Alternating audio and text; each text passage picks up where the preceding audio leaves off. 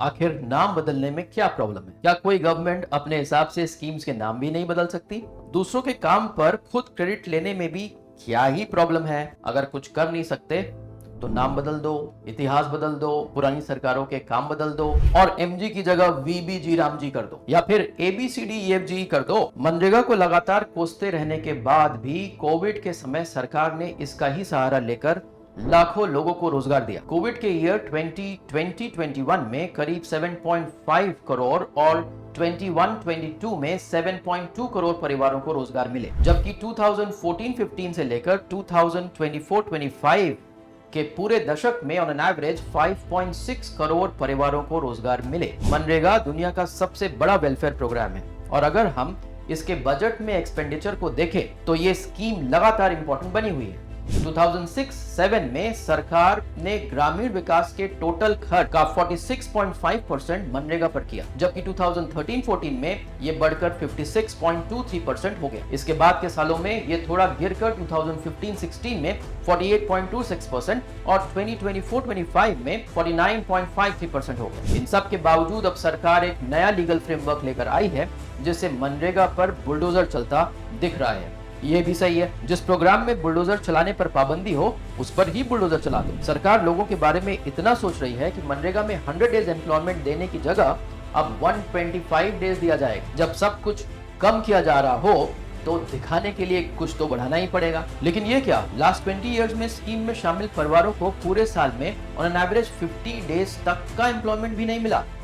In fact 2009-10 में ये सबसे ज्यादा रहा, जब स्कीम में शामिल परिवारों को एवरेज 54 डेज काम मिला। 2014-15 से लेकर 2024-25 तक लास्ट 11 इयर्स में ये एवरेज 48.36 डेज ही रहा। बिल का सबसे बड़ा और इंपॉर्टेंट चेंज है फंडिंग पैटर्न में बदलाव, जिसे अब नॉर्मेटिव फंडिंग कर दिया गया है। यानी कि अब सेंटर ये तय करेगा कि स्टेट्स को कितनी फंडिंग मिलेगी, जिससे कि एक डिसेंट्रलाइज्ड बॉटम्स अप अप्रोच की जगह एक सेंट्रलाइज्ड अप्रोच आ गई है।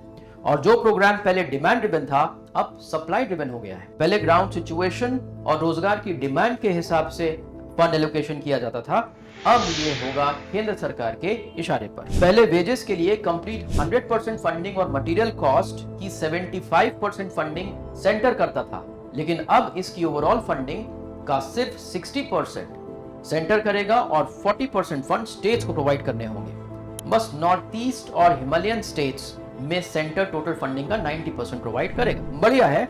वैसे भी स्टेट्स की फाइनेंशियल स्टेटस अच्छी नहीं है, और बिगड़ जाएगी तो क्या ही फर्क पड़ जाएगा। और शायद स्टेट्स इस प्रोग्राम को इंप्लीमेंट करने के लिए डिमोटिवेट भी हो जाए और बुलडोजर का काम आसान हो जाए। और फिर अगर एग्रीकल्चर को बूस्ट देना है तो मजदूरों के बारे में इतना क्या सोचना।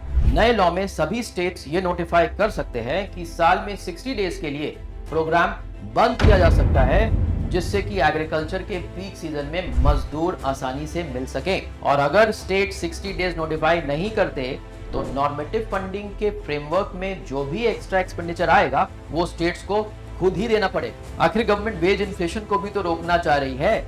अगर वेज रेट बढ़ते गए तो लैंड ओनर्स और बड़े किसान अपना प्रॉफिट कैसे बढ़ा पाएंगे। But on a serious note, क्या ये मनरेगा के ओरिजिनल ऑब्जेक्टिव के अगेंस्ट नहीं है? और ऐसा करने से क्या सिर्फ और सिर्फ मजदूरों का एक्सप्लॉयटेशन नहीं होगा?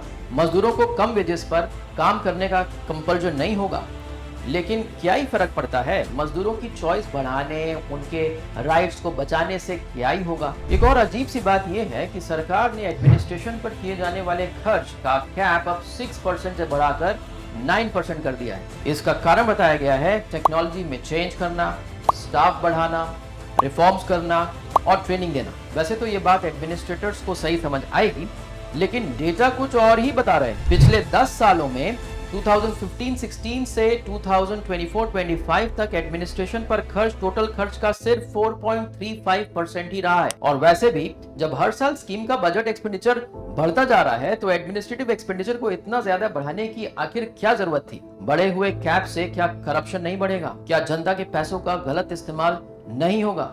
मनरेगा का एक बड़ा अचीवमेंट रहा है महिलाओं का बढ़ता पार्टिसिपेशन।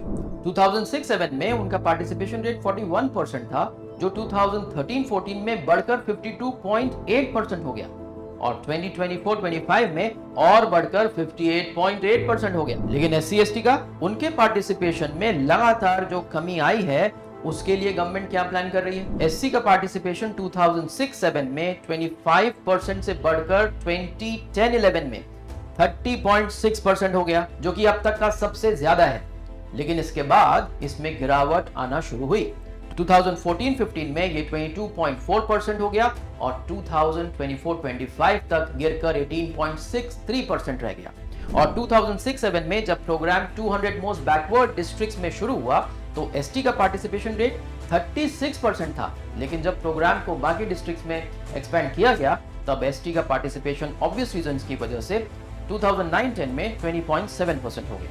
लेकिन इसके बाद इसमें गिरावट आई और बाद के सालों में ये लगातार 17 से 18% के लेवल पर ही रहा। कन्वर्जेंस और इंटीग्रेशन की थीम को लेकर जो प्रोविजन है वो पॉजिटिव और ओरिजिनल कहे जा सकते हैं, बट क्वेश्चन ये है कि क्या उसके लिए पूरे फ्रेमवर्क को ही बदलने की जरूरत थी? वैसे भी कन्वर्जेंस से रिलेटेड सभी चेंजेस बस प्रोसीजर, प्लानिंग प्रोसेस और टेक्नोलॉजिकल चेंजेस पर ही सेंटर्ड है, जो कि लगातार बढ़ने वाली प्रक्रिया है। गवर्नमेंट ने इस रिप्लेसमेंट को लाने के पीछे ये रीजन दिया है कि सोसाइटी में काफी सोशो इकोनॉमिक चेंजेस हो चुके हैं, जिसकी वजह से अब नए फ्रेमवर्क की जरूरत है।